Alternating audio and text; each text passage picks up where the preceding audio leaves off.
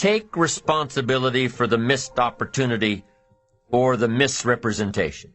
Learn from the fact that even though your client wanted it one way and you presented it the right way, it didn't work. Be prepared for the letdowns that happen every so often.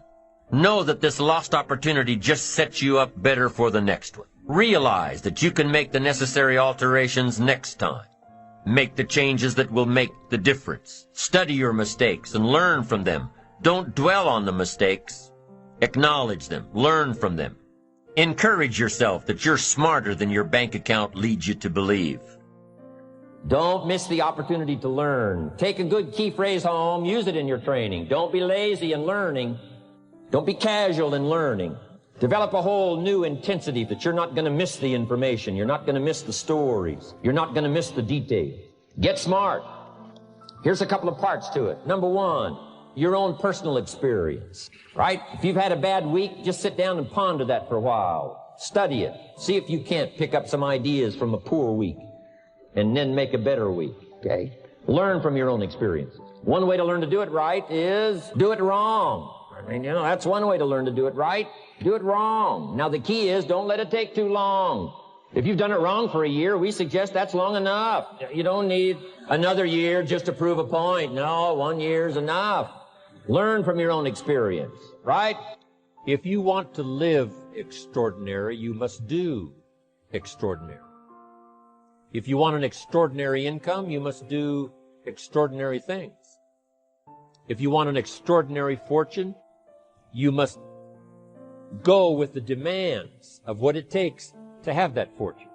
Value makes the difference in results. Value makes the difference. You can't get more time, but you can create more value.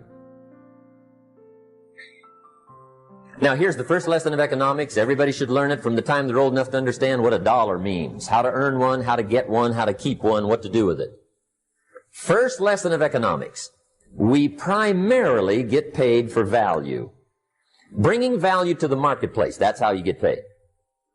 You don't get paid for the time. I know it takes time to bring value to the marketplace, but you get paid for the value, not the time. Is it possible to become twice as valuable at the marketplace and make twice as much money in the same time? Could you become 3 times as valuable? Make 3 times as much money in the same time? Is that possible? The answer is yes, if.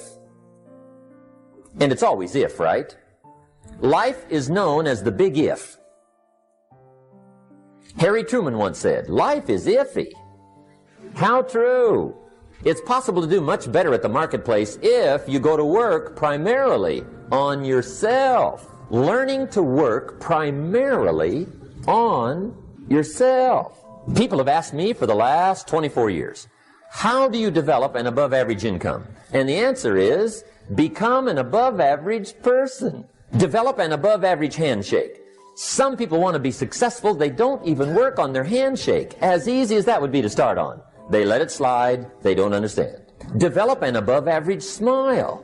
Develop an above average excitement. Develop an above average interest in other people. Develop an above average intensity to win. See, that'll change everything. Here's the next key power, and that's image. There's many parts to image. The image that others see you as. The image you have with other people. And that's very important how other people see you. If they don't see you as a leader, chances are they won't pay attention. If they don't see you as being in control, chances are they won't have the trust. If they don't see you as knowing where you're going, what you want to accomplish, they probably won't follow. But if people can see you, if you have the image of someone that's in charge, in control of your life, your future, your destiny, in control of the situation, if they see that, that kind of image is powerful. It helps to win the day. It attracts other people. People want to be around people that are in control, that are powerful, but they know how to use their power. Influential, but they know how to use their influence. That kind of image is important. And decision-making is powerful, and it's emotional, That's those knots in the pit of your stomach, right? Waking up in the middle of the night in a cold sweat, trying to decide. We sometimes call it inner civil war. What shall I do? Well, for progress, you must decide. The best advice I can give you came from a wealthy friend of mine who said, if it's easy, do it easy. If it's hard, do it hard. Just get it done. If you went home tonight and in the next few days cleaned up a whole list of decisions, that might furnish enough inspiration for the next 10 years. I found this out many times after you've decided. Getting on with it is easier than deciding. Sometimes decision is the toughest part. Here's the next emotion, desire, wanting to bad enough. And I don't know how to tell you to want to. That's something you've got to come up with.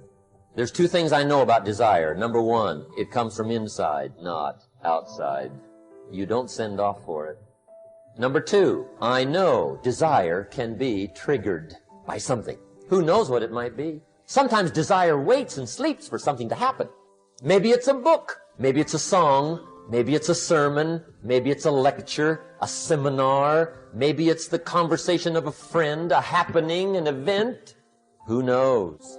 The best advice I can give you is what I give my staff. It goes like this. Welcome every human experience. You never know which one is going to turn it all on. Even the bad experience. Sometimes from the bitterest experience comes the greatest awakening. So let down the barriers. Take down the walls. The same wall that keeps out disappointment keeps out happiness. Let life touch you. Don't let it kill you.